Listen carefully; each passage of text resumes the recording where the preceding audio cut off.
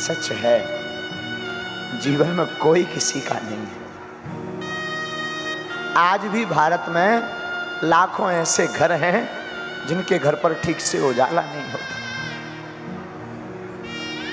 जिनके घर पर आज भी भोजन नहीं बनता, भूखे सो जाते हैं।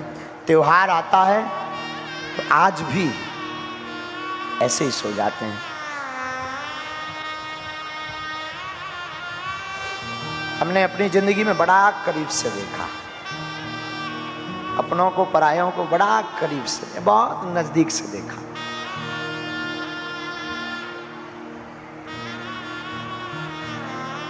वो बातें बहुत याद आती, वो जिंदगी की रातें बहुत याद आती, वो सूनी गलियां, वो अंधेरा मकान,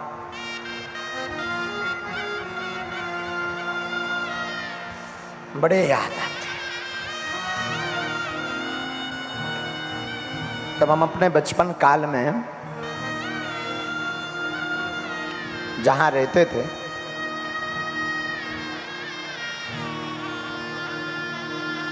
पिताजी हमारे तो कुछ करते नहीं थे।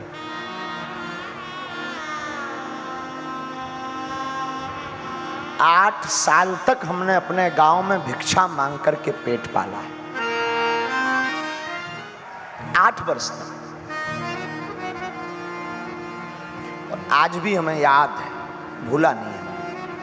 वो दिन बहुत याद आते। 1.5 रुपए का पार्ले जी बिस्कुट लेकर कैसे भी घर पर एकाध कोई सत्यनारायण की कथा हमें मिल जाती थी तो हम कथा बांचने जाते थे, तो 4-5 रुपया मिलते थे। तो 1 रुपए की शक्कर, 1 रुपए की चाय पत्ती, 1 रुपए का कुछ और सामान, और 1.5-2 रुपए का पार्ले जी आता था।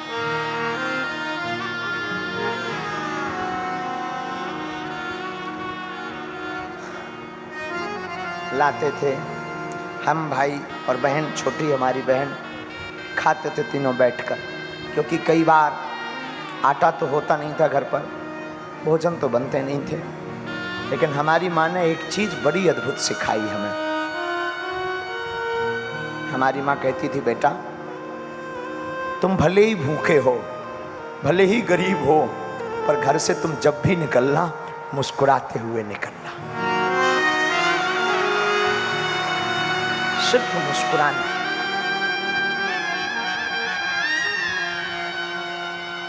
बस आज भी हमें वो दिन याद हैं। 8 साल की यात्रा में अनेक बार ऐसे दिन आए जब लोग हमारे पिताजी का निमंत्रण के कार्ड पर नाम नहीं लिखते थे, क्योंकि हम कुछ नहीं दे सकते थे, क्योंकि हम अमीर नहीं थे। संसार ने तो बाहें छोड़ दी थी, संसार ने तो स्वीकार नहीं किया। और धन्य है हमारे हनुमान जी, जब से पकड़ा तब से ऐसा कोई दिन नहीं जिस दिन कार्ड न आए।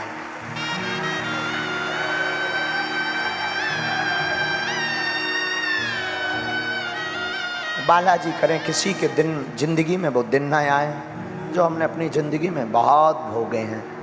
बहुत दिनों तक भूखे रहे। बहुत से लोग पूछते हैं आप अन्नपूर्णा क्यों चलाते हैं?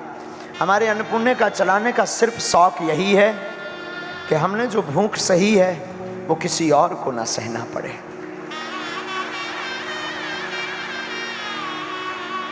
हमारी माँ अद्भुत थी, अद्भुत है, अद्भुत। आज भी हमारी माँ, कोसों दूर रहते हैं और माँ के हमेशा नजदीक रहते हैं। सच में हमें अपनी जिंदगी में जो माँ ने सिखाया ना, वो किसी ने नहीं सिखाया। बहुत।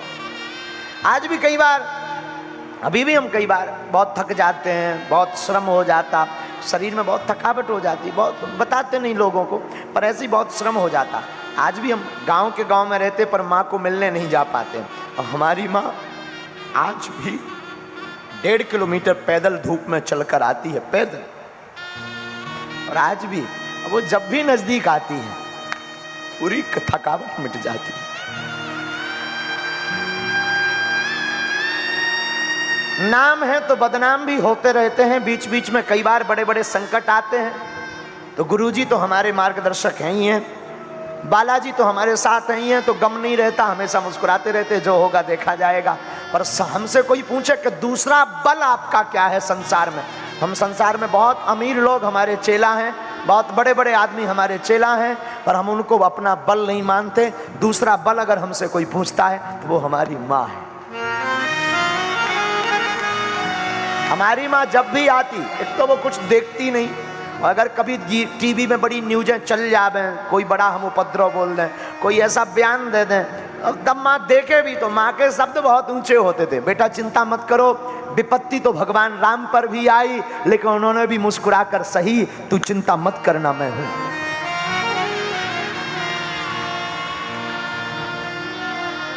और आज भी वो दिन याद है हमें, अपने जीवन काल के। हमें बचपन काल में वृंदावन पढ़ने जाना था, 2000 रुपया उधार किसी ने नहीं दिए थे, क्योंकि आजकल उधारी भी उनको मिलती है जो अमीर होते हैं, गरीबों को उधारी नहीं मिलती।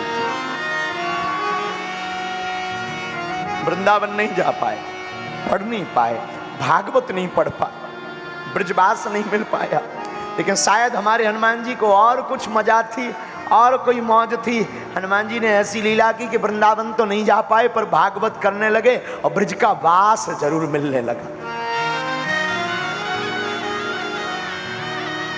सच है, लेकिन हमने कभी अपने बागेश्वर बालाजी को नहीं छोड़ा। उनका परिणाम, उनकी कृपा ऐसी है कि आज आपके बीच में हम बैठकर कुछ बोलने लायक हैं। हम फिर कहेंगे, तुम अमीरों की बेटियों के विवाह में जा पाओ या ना जा पाओ, तुम अमीरों के साथ खड़े हो पाओ या ना हो पाओ, पर मैं प्रार्थना करूंगा आज की कथा में उनकी बेटियों के विवाह में जरूर जाना जिनकी क्षमता 2 रुपयों की हो।